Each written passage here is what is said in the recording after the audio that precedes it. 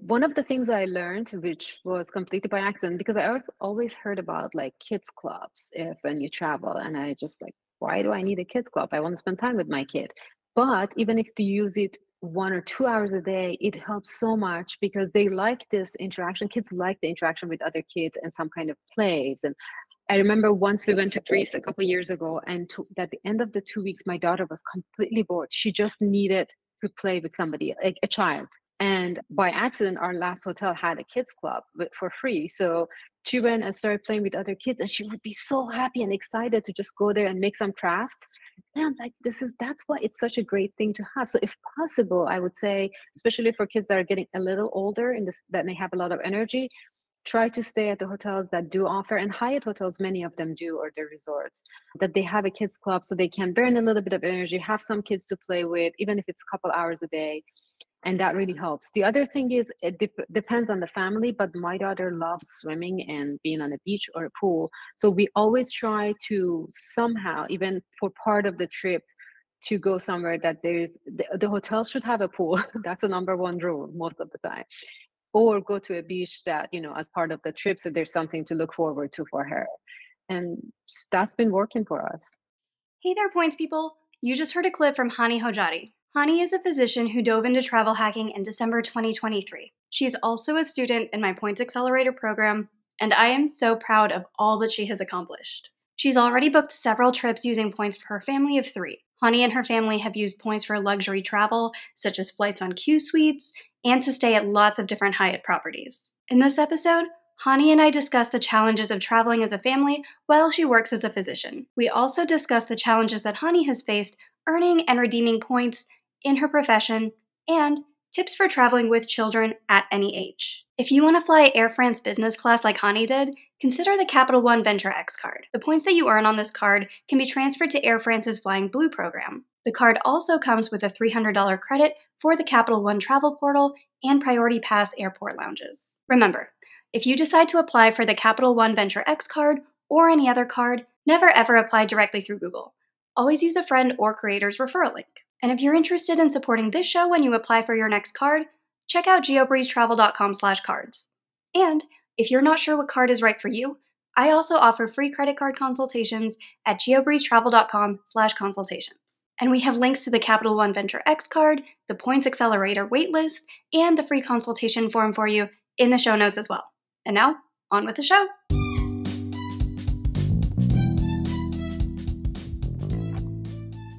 Welcome to the GeoBreeze Travel Podcast, a show for anyone wanting to level up their travel hacking lifestyle. I'm your host, Julia Menez. I'm a travel hacker, coach, speaker, Filipino-American ENTJ who loves solid travel gear and using shortcuts on spreadsheets. On this show, I'm on a mission to bring you travel hackers from all walks of life to help you level up your travel hacking game. We dive into credit cards, miles, points, strategy, mindset, and the secrets behind how to travel the world for next to no cost. So, let's get hacking. If you're a busy professional looking to get great flight deals, but you don't really have a lot of time to do the searching yourself, that's where a tool like PointMe can save you a bunch of time. All you need to do is type in your home airport and your destination, similar to how you would search for flights in Google Flights. Then, PointMe will return the best points flights from 33 different airlines. You can even filter down the results based on the types of points that you have in your points bank. I've tested PointMe across tons of different searches, and the results that they show are accurate and consistent with what's actually available on the different airlines' websites. Check out PointMe by going to geobreezetravel.com/pointme and get your first 3 searches free. Again, that's geobreezetravel.com/pointme. POINTME. Hi, Hani. Welcome to the GeoBreeze Travel Podcast. Hi, Julia. Thank you. Thank you for having me. I'm so excited to have you here. Tell us a little bit about you. How did you get into the game of points? So it's a long story. First of all, I'm an immigrant. So I moved to the States about 20 years ago. And of course, as an immigrant, you don't have any credit cards or credit. So you have to establish yourself.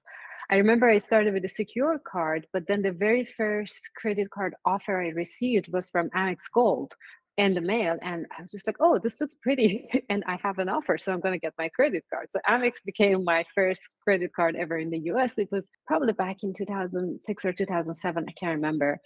And so I was using that card, but I had no clue what to do with the points. I was like, okay, what does this point mean? And honestly, I don't know what I did with those points. I have no idea. Probably I bought gift cards. I don't know.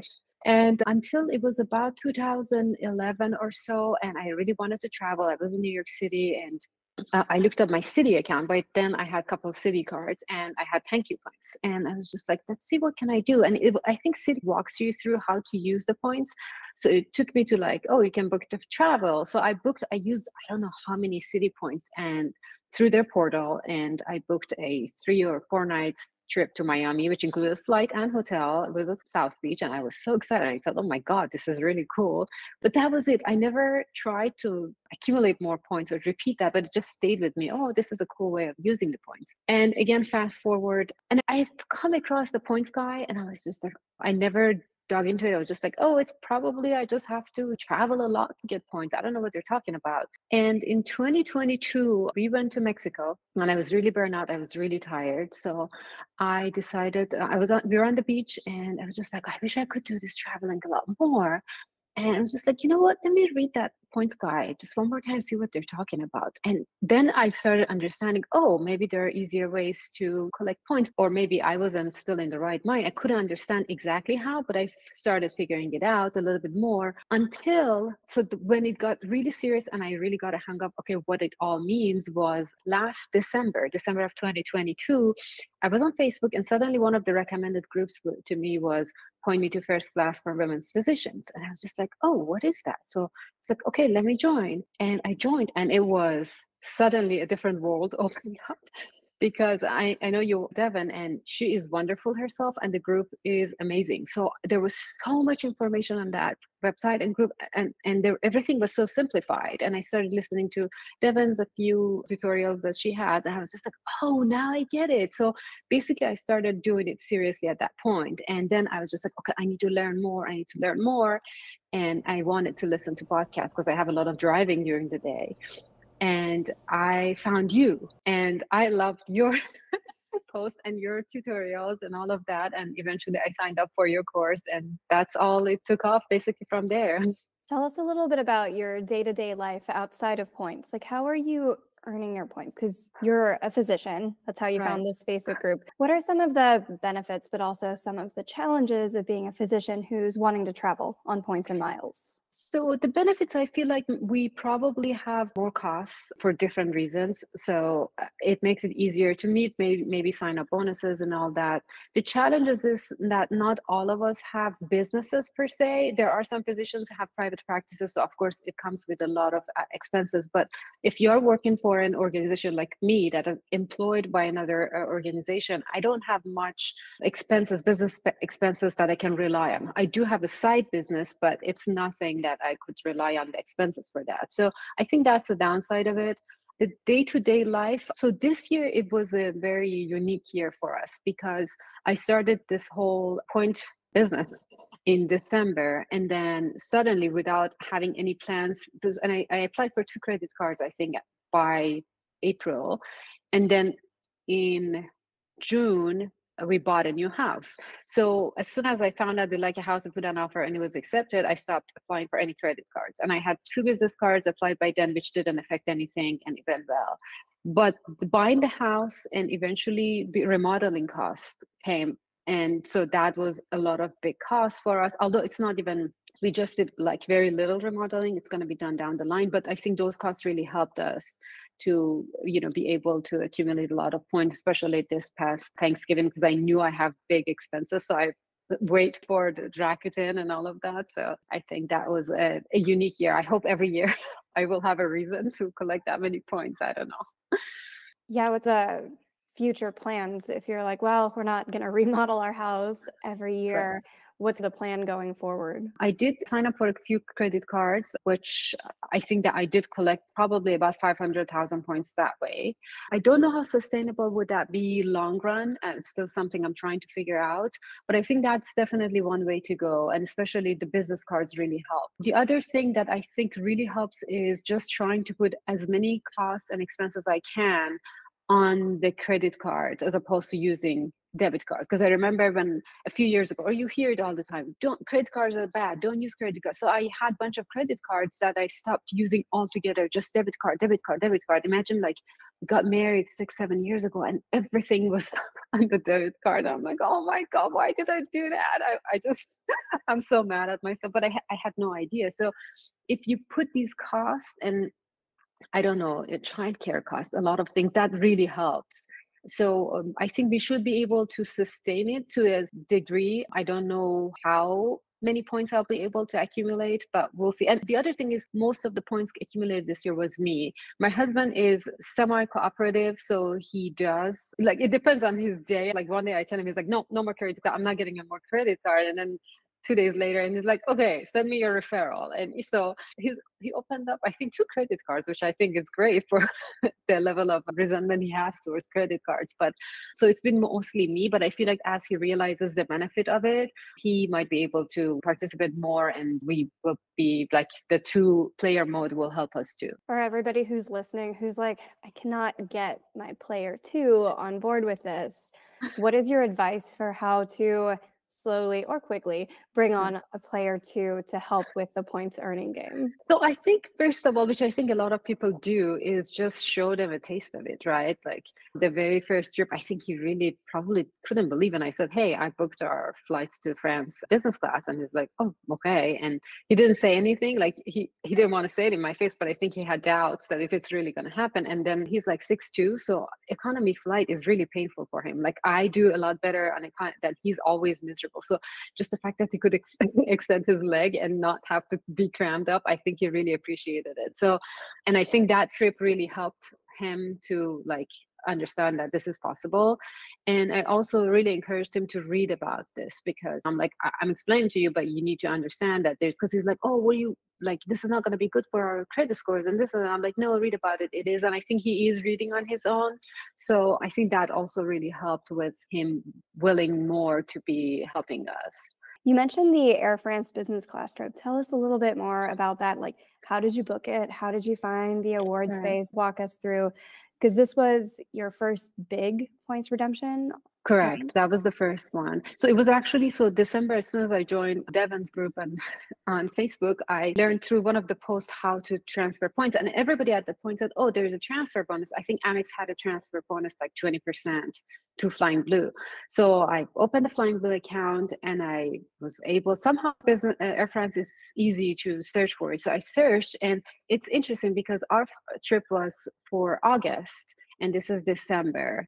And I already had the hotels booked separately, not on point. So I just needed the flights. And I was just like, I looked it up. I'm like, oh, they have flights available. So I just went ahead and booked the flights to Paris. And then we needed our return flight from Nice back to the US. And we fly in and out of JFK. JFK and Newark, all of them work for us. We're in upstate New York, so that's the major airport we usually use. From JFK to Paris, it was 151,250 points for the three of us. And from Nice to JFK was 182,875.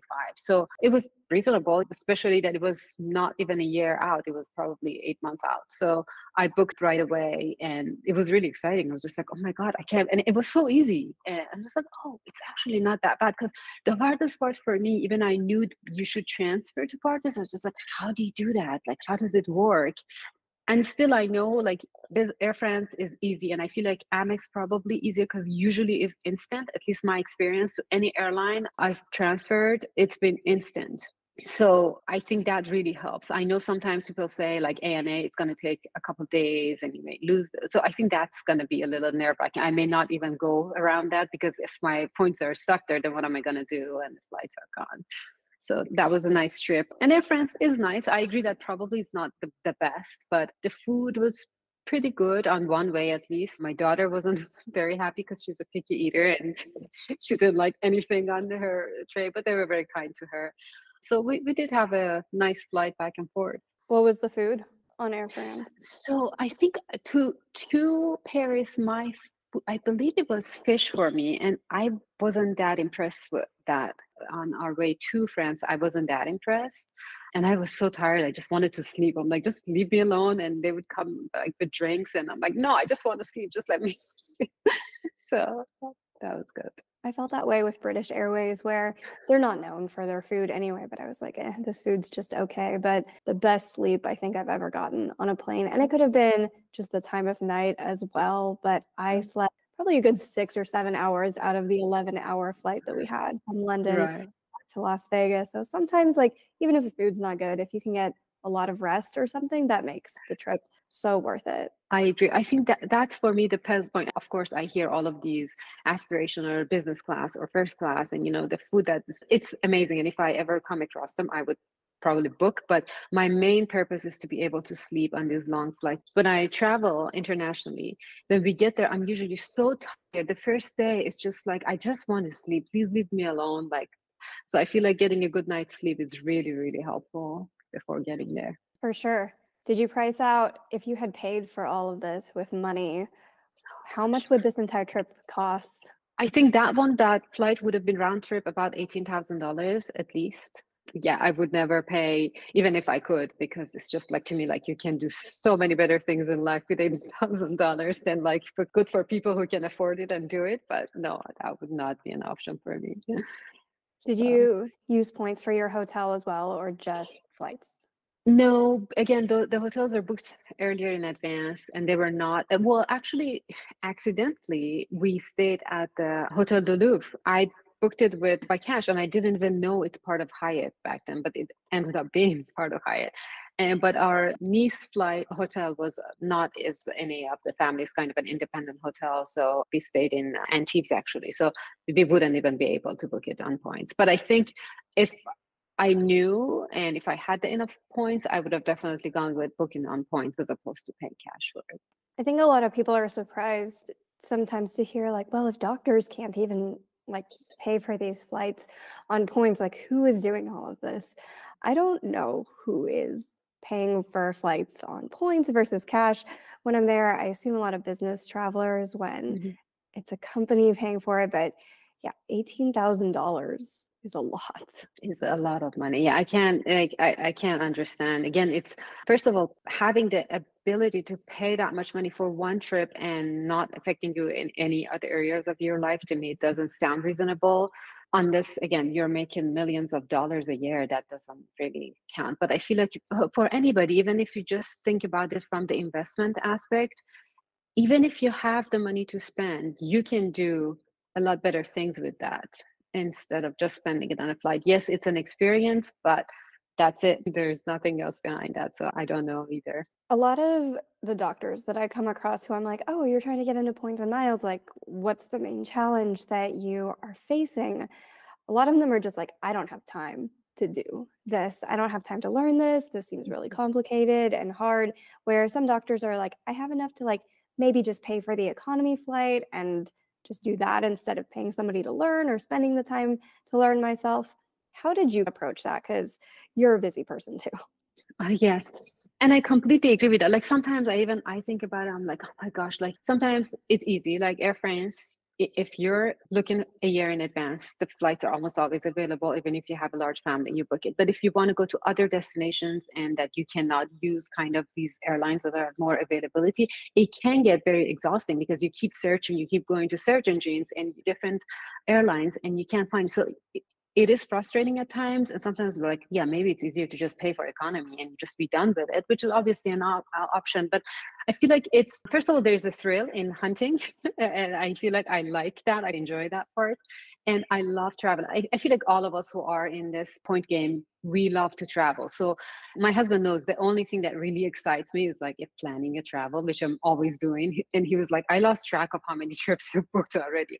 So if you really like it and you enjoy a little more luxurious travel, then I think this is the best way to go about it. Now, what I did is that, as you mentioned, during the day, I have a lot of work to do. I work 8 to 4 or 5, and then I have a daughter at home. I can't just sit and research and read. But what I've done, as I said, I have like long drive, like an hour drive each way to work. I don't work, I work from home a couple of days a week, but the days that I commute, it's 2 hours back and forth. And those are my most favorite times because I get to listen to all of the podcasts. And that is where I have got most of my information, plus your courses. I signed up for yours, and your courses helped me a lot. I've done that in my like lunch breaks and listen to a video, and it's straightforward. It's not very long, which is great. You can just break it out.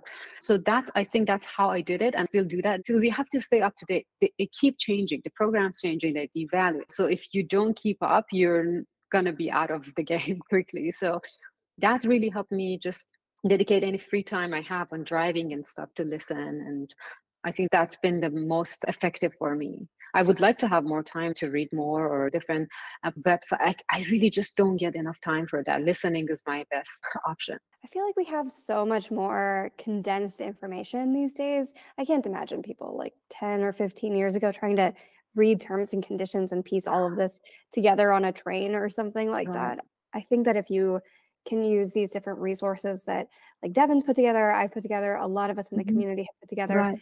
it can really expedite the time from you just getting your first points to booking your first trip. Because you said it was about a year from when you started diving deep to when you Mm. were sitting in Air France business class. That's amazing. Right. It's actually that one was less because December, that's when I found out about this whole how it works out, and I booked the tickets for August. So it was like in a matter of 8 months. But this again, and the thing is the basics are the same. You just have to learn some of the tricks here and there. And that really you need to just listen to a lot of different resources or read and sign up for different courses, which is every single time I'm listening to a podcast, I'm learning something no matter what the subject is. Sometimes even it's something like, for example, Southwest flights. I don't have any Southwest airline around me, so there's no use for me. But even when I listen to that, you might like bring up something that's not Southwest related, that it's something that I'm learning from. And I'm like, oh, good to know. I didn't know that. So, Yeah. What's the next trip that you're looking to plan? Because I often hear as soon as somebody's taken one of these trips, you're like, okay, we have to go on the next one. So what's next on your right. list? So I have a couple booked. So the next trip I booked shortly after the France, I booked a trip to Morocco for this spring, which we were supposed to fly from JFK to Casablanca and then back from Marrakesh to JFK. And I booked that one way with Air France, and the return I booked it with British Airways via Cathay Pacific. I was really, really excited about that, but it was a 2 week trip. And then my daughter moved to a new school and her school breaks are completely different dates. And we realized we can't really pull her out for 2 weeks. I don't know, maybe we could, but I just felt really bad. So like in October, we decided to cancel, which I did sadly. But at that point, I'm like, well, we got to do something now. Let's see when her winter break is. And then for the winter break, I'm like, let's at least go to Mexico. We live in upstate New York. It's always cold in February. So we looked up and then most of the good point options are gone for the hotels. We knew for flights we probably would just pay cash. But then I found Hyatt Ziva Riviera availability, which from what I read, it may not be great, but we prepared ourselves. I'm like, listen, we're just gonna go by the beach. It's gonna be beach and it's gonna be sun. There's gonna be pool. I think we're all gonna be happy. That's all that matters. So we'll see how that turns out. And then we actually going to fly from Toronto because the flights from the US were crazy because of the winter break, but Toronto, it's not their winter break. So I guess that helped. So that's that. It's coming up in February. And then summer, we are going to Amsterdam, to basically Netherlands, and then we go to Portugal, which also those flights are booked again via Air France, both ways, going through JFK again. And the hotels, so I booked the stays in Amsterdam and Lisbon on Hyatt. So I couldn't get the more popular ones. I guess they were all also gone, but I got the Hyatt Regency in Amsterdam and Hyatt Regency in Lisbon on points. In Algarve, which we're heading for about a week, there was no Hyatt options. And the one that I wanted was a Marriott. I don't have any Marriott points. So, but I found a good deal on Capital One Travel and I used the 300 Capital One credit towards it. So I booked that cash. And I think I actually got a pretty good deal on that. That's next. And then I booked. Oh, this one was interesting because I read somewhere that Q suites are available for Middle East and Maldives. And I knew a potential trip to Abu Dhabi is coming up. I don't have the dates for it and I can't be sure, but I'm assuming it's going to be next fall. So I just booked a random trip for me and my daughter in October, Q suites to Abu Dhabi, which I booked on Qatar Airlines directly. So it was pretty easy and it was 70,000 points per person. That was very nice. And then the last I did a couple of days ago, I have booked a flights to Finland for next December because I want to take my daughter to Lapland. So that is booked on, again, Air France. I booked. I feel like I need to get paid by them. I'm promoting their program so much. Yeah, so I booked that one way, but the return flights are not open yet. So I'm waiting on that. There's quite a few. Oh, and then sorry, after that we have another. I booked Hyatt Ziva Cap Cana in Dominican Republic. That one is booked for the next February. I think that's where we stop as of right now. You have so many different trips booked. You have like 2 all-inclusive Hyatt hotels, Amsterdam, Portugal, Abu Dhabi, Finland. Have Right. you priced out like how much you're saving if you had to just pay for all of this? No, honestly, I haven't. I'm sure the flights are all going to be around 18,000 at least, or 18 to 20,000 round trip for the three of us. And Q suites, they're going to be even more expensive, although it's just me and my daughter, but it's going to be even more expensive. Hotels, I don't think there will be that much, the Hyatts, but still, I'm like, I have the points, so I'm going to use the points. But the all inclusive, sure. And it's actually interesting. We've never been to all inclusive, so it's going to be our first time this, of course, February and then next year to see how it actually works out or something we like or not. But it's going to be a nice experience. Yeah, it's a lot of I mean, I was thinking about it today as I was organizing. I'm like, oh my gosh, it is too many trips I booked. And I was just telling my husband, and actually I booked the Hyatt Grand Cypress in Orlando. And I told my husband, he's like, I'm not going. I don't know how you're going to find dates, but you go with my or that. I'm like, okay, maybe I'll take your sister with me then. So somehow to make it there. How are you getting enough time for all of this? Because that's also something that we hear often from the medical Mhm, community is like, mhm. I only get a certain number of vacation days and Yeah. I can't plan that far ahead because hospital life or doctor's office life is a little bit crazy. How are you taking this many trips with your schedule? So honestly, I think I'm a little lucky in that regards. And so our organization, the number of vacation days we receive is pretty good overall with the vacations and the CME days. It's quite a few days we get. And also as far as flexibility, so of course that's different from department to department. For our department, we are six pathologists. So, and we are extremely flexible. We work with each other really well. So whenever I want a date, everybody like just writes down the dates they want when the calendar opens. And if it's a specific date that I want and like somebody else has taken, we talk to each other. Hey, do you have anything planned? And so a person might say, no, actually, I just want to stay home. I'm like, can you switch those days? And they're like, yeah, sure. And it's happened. I've done the same for my coworkers. They're like, hey, yeah, like, do you have travel planned for those days? And I'm like, well, no, actually, I didn't. Do you want those days? And they're like, yeah. And we work really well. So that's very nice. And again, we've been very flexible with the vacation. I know there are some strict rules in some organization. You have to, submit 3 months in advance. And we do have that rule, like formally, but informally, because we cover for each other. If somebody suddenly needs to take off, it's never gets denied, and we understand. So again, we've been very lucky in that regards. And I already put all of the dates down for next year that I've booked, and I seems like I'm gonna be fine. What are some of your best tips for other physicians or just anyone in the medical practice who wants to get further into this, but they have a lot of the common concerns like, Mhm. I have a lot of student loans, and even though we do have high incomes, like I have crazy schedules or like my partner doesn't want to get into this. I know we covered a lot of those, but if you had to summarize like, hey, fellow doctors, you can do this too. I know we have challenging lives, but like here's some of my best advice for other people in the medical community, what would you tell them? Well, first of all, I feel like it's just such an unknown area that sometimes we're afraid of like touching it a little bit further down because it's like, oh, I don't know what that is. Or the first impression we get when we hear about it, oh, that means probably I need to spend a lot of money or I need to travel a lot. So I feel, first of all, it's like reading a little bit about it from different resources that really helps to understand what it actually entails. And if you are interested in traveling and it's something that you really look forward to, I would say it's very rewarding. Yes, it takes a little bit of effort to learn all the tricks and everything that you need to be doing. But when you do, then it's very easy and it's very rewarding. So it's worth it. But for me, again, that Facebook group really was a life changing thing that happened. And again, different courses. As I mentioned, your course was amazing for me. And I listened to your podcast, to Devon's podcast, to some other podcasts that it's very informative and educational. That really doesn't, because I feel like everybody spends some time in commute every day, no matter if you drive or if you take a train or whatever.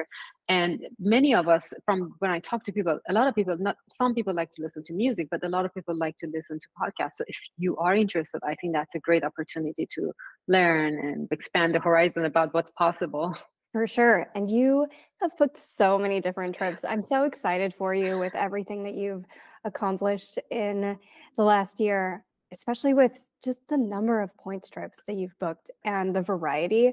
I know you said you've done a lot of Air France, but I think you have a lot of variety in here with like the all-inclusive bookings and then the Q suites as well. I think that's a lot of people who are like, well, I'm not like a content creator, or I don't do this as like my full-time business. I have a job, I have a kid. It's just not really realistic for a normal person to travel this much. I love how you're proving that it absolutely is doable. Now we're getting more limited to the school breaks and all, but I feel like, again, if you know in advance and plan it in advance, you can, again, book all of those trips on points and have something to look forward to. Like, again, and for my daughter, I always feel like I want to show her the world as much as I can, as much as possible, because I feel like they learn so much just traveling and seeing the world, different cultures, different languages, different food. It's a school on its own. So it's really, really a invaluable experience. And as a family, as you mentioned, we are all working full time. We see each other after 5 or 6 p.m. basically to be together as a family. It's a great opportunity to spend full time together. My daughter loves to travel. I mean, she's been traveling with us since she's been 6 years old, and 6 months old. So she's like a pro traveler. She's traveled with me on like 14-hour flights without even complaining once. She was 2, 3 years old. So, and she loves it. Every time I say travel, she's ready to pack her luggage. She packs her own luggage and she loves it as much, which makes me excited. I'm like, okay, she appreciates it. She understands the value she's getting out of these travels. Is there a secret there? Because a lot of people listening to this are like, that sounds great for you. My kid is not going to handle it well. Any advice for that? So yes, and I get it. One of the things I learned, which was completely by accident, because I've always heard about like kids clubs if when you travel, and I just like, why do I need a kids club? I want to spend time with my kid. But even if you use it 1 or 2 hours a day, it helps so much because they like this interaction. Kids like the interaction with other kids and some kind of plays. And I remember once we went to Greece a couple of years ago, and at the end of the 2 weeks, my daughter was completely bored. She just needed to play with somebody, like a child. And by accident, our last hotel had a kids club for free. So she went and started playing with other kids, and she would be so happy and excited to just go there and make some crafts. And I'm like, that's why it's such a great thing to have. So if possible, I would say, especially for kids that are getting a little older and that they have a lot of energy, try to stay at the hotels that do offer, and Hyatt hotels, many of them do, or the resorts, that they have a kids club so they can burn a little bit of energy, have some kids to play with, even if it's a couple hours a day. And that really helps. The other thing is it depends on the family, but my daughter loves swimming and being on a beach or a pool. So we always try to somehow, even for part of the trip, to go somewhere that the hotel should have a pool. That's the number one rule most of the time. Or go to a beach that, as part of the trip, so there's something to look forward to for her. And that's been working for us. Perfect. Well, thank you again, Hani, so much for sharing your wins and your story on the podcast today. Again, I am so impressed with everything you've been able to accomplish in less than a year. You've booked 5 or 6 amazing trips already, and I know that you are going to get so many more. So thank you again so much for coming onto the show. Sure. Thank you. Thank you so much for having me.